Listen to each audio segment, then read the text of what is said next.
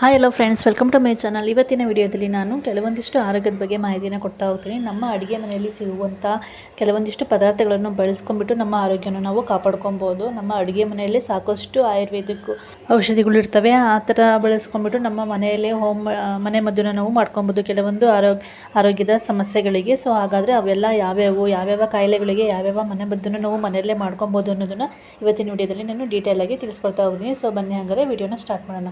ಫಸ್ಟ್ನೇದು ಬಂದುಬಿಟ್ಟು ಪೇರಲೆ ಎಲೆಗಳ ಕಷಾಯವನ್ನು ನಾವು ಮಾಡ್ಕೊಂಡ್ಬಿಟ್ಟು ಡೈಲಿ ಕುಡಿಯೋದ್ರಿಂದ ಗ್ಯಾಸ್ಟ್ರಿಕ್ ಸಮಸ್ಯೆ ಇರೋರಿಗೆ, ಮಲಬದ್ಧತೆ ಸಮಸ್ಯೆ ಇರೋರಿಗೆ ತುಂಬಾ ಒಳ್ಳೆಯದು. ಈ ಪೇರಲೆ ಎಲೆಗಳನ್ನು ನಾವು ದಿನ ತಿನ್ನೋದ್ರಿಂದ ಯಾವುದೇ ಥರದ ಗ್ಯಾಸ್ಟ್ರಿಕ್ ಸಮಸ್ಯೆ ಮತ್ತು ಮಲಬದ್ಧತೆ ಸಮಸ್ಯೆ ಬರೋದಿಲ್ಲ.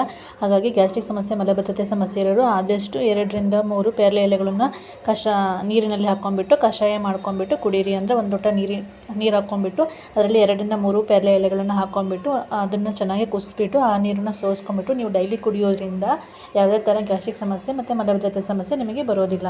ನೆಕ್ಸ್ಟ್ 2ನೇದು ಬಂದುಬಿಟ್ಟು ಪ್ರತಿದಿನ ಕರಿಬೇವಿನ ಎಲೆ ತಿನ್ನೋದ್ರಿಂದ ಕೂದಲು ಉದುರುವ ಸಮಸ್ಯೆ ಕಡಿಮೆ ಆಗುತ್ತೆ. ನಿಮಗೆ ತುಂಬಾ ಏನಾದ್ರು ಹೇರ್ ಫಾಲ್ಸ್ ಆಗ್ತಾ ಇತ್ತು ಅಂದರೆ ಡೈಲಿ ನೀವು ನಿಮ್ಮ ಊಟದಲ್ಲೂ ಆದರೂ ಅಷ್ಟೇ ನೀವು ಕರಿಬೇವನ್ನು ಜಾಸ್ತಿ ಯೂಸ್ ಮಾಡಿ. ಕರಿಬೇವಿನ ಎಲೆಗಳನ್ನು ನಾವು ಜಾಸ್ತಿ ತಿನ್ನೋದ್ರಿಂದ ನಮಗೆ ಸಾಕಷ್ಟು ಪ್ರಯೋಜನ ಆಗುತ್ತೆ, ಕೂದಲು ಸಹ ಉದುರೋದಿಲ್ಲ. ನೆಕ್ಸ್ಟ್ 3ನೇದು ಬಂದುಬಿಟ್ಟು ಬಾರ್ಲಿ ಬೀಜಗಳನ್ನು ನಾವು ಹಾಲಿನಲ್ಲಿ ನೆನೆಸಿ ತಿನ್ನೋದ್ರಿಂದ ಮುಖದ ಮೇಲೆ ವಯಸ್ಸಾಗದೇ ಇರೋ ಥರ ಕಾಣಿಸ್ಕೊಳುತ್ತೆ. ಇವಾಗ ಕೆಲವೊಬ್ಬರಿಗೆ ಮುಖದ ಮೇಲೆಲ್ಲ ಒಂಥರ ಸುಕ್ಕು, ಬೇಗ ಏಜ್ ಆಗೋ ಥರ ಕಾಣಿಸ್ತಾ ಇರುತ್ತಲ್ವ, ಅಂಥವರು ಈ ಬೀಜಗಳನ್ನು ಹಾಲಿನಲ್ಲಿ ನೆನೆಸ್ಕೊಂಡ್ಬಿಟ್ಟು ನಾವು ತಿನ್ನೋದ್ರಿಂದ ನಮಗೆ ಈ ಸಮಸ್ಯೆ ಕಡಿಮೆ ಆಗ್ತಾ ಹೋಗುತ್ತೆ. ನೆಕ್ಸ್ಟು ಬಿಸಿ ನೀರಿನಲ್ಲಿ ಏಲಕ್ಕಿ ಸೇವಿಸೋದರಿಂದ ದೇಹದ ಆಯಾಸ ಕಡಿಮೆ ಆಗುತ್ತೆ. ಇವಾಗ ಒಂದು ಸ್ವಲ್ಪ ಉಗುರು ಬೆಚ್ಚನೆ ನೀರಿಗೆ ಏಲಕ್ಕಿ ಹಾಕ್ಕೊಂಡ್ಬಿಟ್ಟು ನಾವು ತಿನ್ನೋದ್ರಿಂದ ಇವಾಗ ತುಂಬ ಸುಸ್ತಾಗ್ತಾ ಇತ್ತು ಅಂದರೆ ಅದೆಲ್ಲ ಕಂಟ್ರೋಲ್ ಆಗುತ್ತೆ, ಆಯಾಸ ಆಗೋದಿಲ್ಲ ನಮ್ಮ ದೇಹಕ್ಕೆ.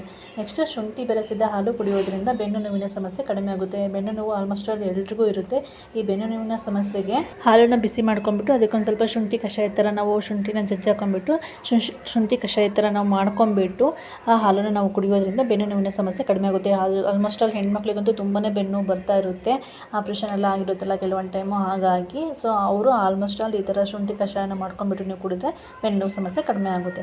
ನೆಕ್ಸ್ಟು ಮೂಲಂಗಿ ರಸ ಕುಡಿಯೋದ್ರಿಂದ ಪಿತ್ತಕೋಶದ ಕಲ್ಲುಗಳು ಆಗದಂತೆ ತಡೆಯುತ್ತದೆ. ಇವಾಗ ಪಿತ್ತಕೋಶದಲ್ಲಿ ಕಲ್ಲು ಆಗ್ತಾ ಇರುತ್ತಲ್ಲ ಕೆಲವೊಂದು ಟೈಮು, ಅಂಥವರಿಗೂ ಅಷ್ಟೇ ಇದು ತುಂಬಾ ಒಳ್ಳೆಯದು. ಮೂಲಂಗಿ ರಸ ಕುಡಿದ್ರೆ ಪಿತ್ತಕೋಶದ ಕಲ್ಲುಗಳು ನಿವಾರಣೆ ಆಗುತ್ತೆ ಮತ್ತು ಪಿತ್ತಕೋಶದಲ್ಲಿ ಕಲ್ಲು ಆಗದೆ ಇರೋದಂಗೆ ಇದು ತಡೆನೂ ಬಟ್ಟುತ್ತೆ. ಮೂಲಂಗಿ ರಸ ಅಷ್ಟು ಒಳ್ಳೆಯದು ನಮ್ಮ ದೇಹಕ್ಕೆ. ನೆಕ್ಸ್ಟು ಹಾಗಲಕಾಯಿ ಅಷ್ಟೇ ನಮಗೆ ತುಂಬಾ ಒಳ್ಳೆಯದು. ಹೊಟ್ಟೆ ಸಂಬಂಧಿತ ಕಾಯಿಲೆಗಳು ಏನೇ ಇದ್ದರೂ ಕೂಡ ಹಾಗಲಕಾಯಿ ಪಲ್ಯ ನಾವು ತಿನ್ನೋದ್ರಿಂದ ಹೊಟ್ಟೆ ಸಂಬಂಧಿತ ಕಾಯಿಲೆಗಳು ದೂರ ಆಗ್ತವೆ. ಈ ಹಾಗಲಕಾಯಿ ತಿನ್ನೋದಕ್ಕೆ ಬಾಯಿಗೆ ಕಹಿ ಆದರೂ ಕೂಡ ನಮ್ಮ ದೇಹಕ್ಕೆ ತುಂಬಾ ಒಳ್ಳೆಯದು. ಇವಾಗ ಹೊಟ್ಟೆ ನೋವು, ಹೊಟ್ಟೆಯಲ್ಲಿ ಜಂತು ಹುಳ ಆ ಥರ ಸಮಸ್ಯೆಗಳೆಲ್ಲ ಆಗ್ತಾ ಇರುತ್ತಲ್ಲ, ಇನ್ಫೆಕ್ಷನ್ನು ಆ ಥರ ಸಮಸ್ಯೆಗಳಿಗೆಲ್ಲ ಹಾಗಲಕಾಯಿ ಪಲ್ಯ ತುಂಬಾ ಒಳ್ಳೆಯದು. ನೆಕ್ಸ್ಟು ಮಲಗುವ ಮುನ್ನ ಬೆಚ್ಚಗಿನ ನೀರನ್ನು ಕುಡಿಯೋದರಿಂದ ಮೂತ್ರಪಿಂಡಗಳ ಆರೋಗ್ಯ ಚೆನ್ನಾಗಿರುತ್ತೆ. ಇವಾಗ ಮೂತ್ರಪಿಂಡದಲ್ಲಿ ಏನೇ ಸಮಸ್ಯೆ ಇದ್ದರೂ ಕೂಡ ಉಗುರು ಬೆಚ್ಚಗಿನ ನೀರು ಕುಡಿದ್ರೆ ಅದು ಸಮಸ್ಯೆ ಕಮ್ಮಿ ಆಗ್ತಾ ಹೋಗುತ್ತೆ. ನೆಕ್ಸ್ಟು ಕೊತ್ತಂಬರಿ ಬೀಜದ ರಸವನ್ನು ಕೂದಲಿಗೆ ಹಚ್ಚಿಕೊಳ್ಳುವುದರಿಂದ ಕೂದಲು ಚೆನ್ನಾಗಿ ಬೆಳೆಯುತ್ತೆ. ಇವಾಗ ಕೆಲವೊಬ್ಬರಿಗೆಲ್ಲ ಕೂದಲು ತುಂಬ ಹೇರ್ ಫಾಲ್ಸ್ ಆಗ್ತಾ ಇರುತ್ತೆ, ಅಂಥವರು ಅಷ್ಟೇ ಕೊತ್ತಂಬರಿ ಬೀಜವನ್ನು ಹಚ್ಕೊಂಡ್ಬಿಟ್ರೆ ಚೆನ್ನಾಗಿ ಬೆಳೆಯುತ್ತೆ ರಸವನ್ನು ಹಚ್ಕೊಳ್ಳೋದ್ರಿಂದ. ಮತ್ತು ಕರಿಬೇವನ್ನು ಅಷ್ಟೇ ಜಾಸ್ತಿ ತಿನ್ನೋದ್ರಿಂದ ನಮಗೆ ಹೇರ್ ಫಾಲ್ಸ್ ಸಮಸ್ಯೆ ಕಮ್ಮಿ ಆಗ್ತಾ ಹೋಗುತ್ತೆ. ಸೊ ಇದೆರಡನ್ನೂ ಸಹ ನಾವು ಮಾಡ್ಬೋದು. ನೆಕ್ಸ್ಟು ಪೇರಲೆ ಹಣ್ಣನ್ನು ನಾವು ಸೇವಿಸೋದರಿಂದ ಆಲಸ್ಯ ಮತ್ತು ಖಿನ್ನತೆ ಕಡಿಮೆ ಆಗುತ್ತದೆ. ಇವಾಗ ನಮಗೆ ಕೆಲವೊಂದು ಟೈಮ್ ಮೂಡೇ ಇರಲ್ಲ, ಆ ಥರ ಮೂಡ್ ಆಫ್ ಆಗಿರುತ್ತೆ. ಆ ಥರ ಟೈಮಲ್ಲೆಲ್ಲ ನಾವು ಪೇರಲೆ ಹಣ್ಣು ತಿನ್ನೋದ್ರಿಂದ ಒಂಥರ ಫ್ರೆಶ್ನೆಸ್ ಅನಿಸುತ್ತೆ. ಆ ಒಂದು ಎನರ್ಜಿ ಪೇರಲೆ ಹಣ್ಣಲ್ಲಿ ಇರುತ್ತೆ. ಸೊ ಪೇರಲೆ ಹಣ್ಣು ತಿನ್ನೋದ್ರಿಂದ ನಮ್ಮ ಆರೋಗ್ಯಕ್ಕೆ ತುಂಬಾ ಒಳ್ಳೆಯದು. ನೆಕ್ಸ್ಟ್ ಬಂದುಬಿಟ್ಟು ಪ್ರತಿದಿನ ಈರುಳ್ಳಿ ತಿನ್ನುವುದರಿಂದ ದೇಹದಲ್ಲಿ ತಾಜಾ ರಕ್ತ ಉತ್ಪತ್ತಿಯಾಗುತ್ತದೆ. ಈರುಳ್ಳಿನೂ ಅಷ್ಟೇ ತುಂಬಾ ಒಳ್ಳೆಯದು, ಚೆನ್ನಾಗಿ ಜೀರ್ಣ ಆಗುತ್ತೆ. ಅದ್ರ ಜೊತೆಗೆ ನಮ್ಮ ದೇಹದಲ್ಲಿ ತಾಜಾ ರಕ್ತ ಆಗೋದಕ್ಕೆ ಈರುಳ್ಳಿ ತುಂಬಾ ಸಹಕಾರಿಯಾಗುತ್ತೆ. ನೆಕ್ಸ್ಟು ಪ್ರತಿದಿನ ಬಾಳೆಹಣ್ಣು ತಿನ್ನುವುದರಿಂದ ಹೊಟ್ಟೆ ತೊಂದರೆಗಳು ಬರುವುದಿಲ್ಲ. ಇವಾಗ ಹೊಟ್ಟೆ ಸಮಸ್ಯೆ ಇರುತ್ತೆ, ಡೈಜೆಷನ್ ಸಮಸ್ಯೆ ಇರುತ್ತೆ. ಈ ಥರ ಸಮಸ್ಯೆಗಳಿಗೆಲ್ಲ ನಾವು ಬಾಳೆಹಣ್ಣು ತಿನ್ನೋದ್ರಿಂದ ನೀಟಾಗಿ ನಾವು ತಿಂದಂಥ ಆಹಾರ ನೀಟಾಗಿ ಜೀರ್ಣ ಆಗುತ್ತೆ. ಯಾವುದೇ ಥರ ಹೊಟ್ಟೆ ಸಮಸ್ಯೆಗಳು ನಮಗೆ ಬರೋದಿಲ್ಲ. ಮಕ್ಕಳಿಗೂ ನಾವು ಡೈಲಿ ಒಂದೊಂದು ಬಾಳೆಹಣ್ಣು ತಿನ್ನೋದ್ರಿಂದ ಅವರಿಗೂ ಯಾವುದೇ ಥರ ಹೊಟ್ಟೆ ಸಮಸ್ಯೆ ಬರೋದಿಲ್ಲ. ಅವ್ರು ತಿಂದಂಥ ಆಹಾರ ಸರಿಯಾಗಿ ಜೀರ್ಣ ಆಗುತ್ತೆ. ನೆಕ್ಸ್ಟು ಏಲಕ್ಕಿಯನ್ನು ಬೆಳಗಿನ ಉಪಹಾರದಲ್ಲಿ ನಾವು ತಿನ್ನುವುದರಿಂದ ಉಸಿರಾಟದ ಸಮಸ್ಯೆ ಬರೋದಿಲ್ಲ. ಇವಾಗ ಕೆಲವೊಬ್ಬರಿಗೆ ಬ್ರೀತಿಂಗ್ ಪ್ರಾಬ್ಲಮ್ ಇರುತ್ತಲ್ಲ, ಅಂಥವರು ಬೆಳಗಿನ ತಿಂಡಿ, ಇವಾಗ ಏನು ತಿಂಡಿ ಮಾಡ್ತಾರಲ್ಲ, ಅಡುಗೆ ಮಾಡ್ತಾರಲ್ಲ, ಆವಾಗ ಏಲಕ್ಕಿನ ಹಾಕ್ಕೊಂಡ್ಬಿಟ್ಟು ಏಲಕ್ಕಿ ಹಾಕಿಬಿಟ್ಟು ಅಡುಗೆ ಮಾಡೋಕೆ ಹೇಳಿ.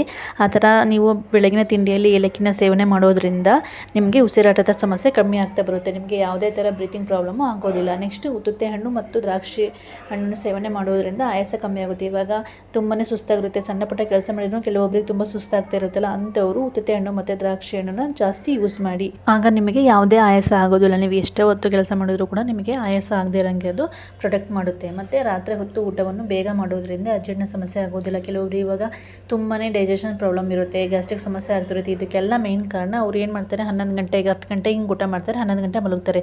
ಈ ಥರ ಲೇಟಾಗಿ ಊಟ ಮಾಡೋದ್ರಿಂದ ನಿಮಗೆ ಅಜೀರ್ಣ ಸಮಸ್ಯೆ ಆಗುತ್ತೆ. ಆದಷ್ಟು ಬೇಗನೆ ಊಟ ಮಾಡಿ.